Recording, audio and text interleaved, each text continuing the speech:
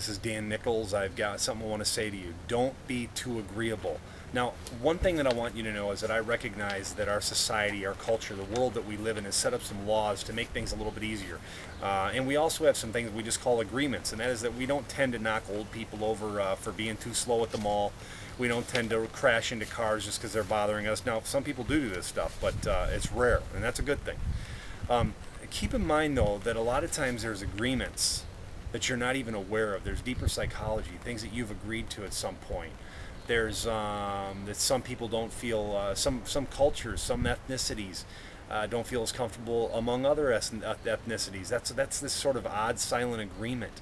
I've got one that I often refer to. I refer to it in my audio CD, 8 Degrees of Separation.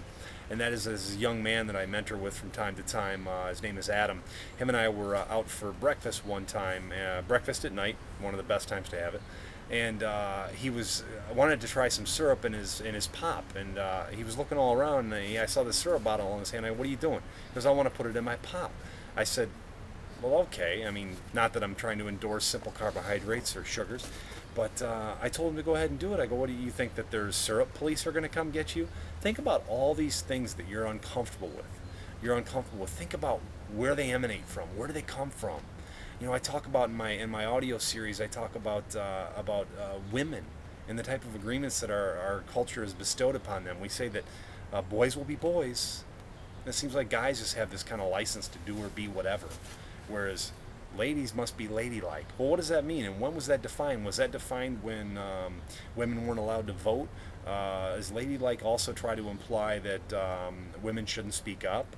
You know, think about the things that our culture kind of accepts as a norm and how they impede your psychology, how they mess with the barriers to success.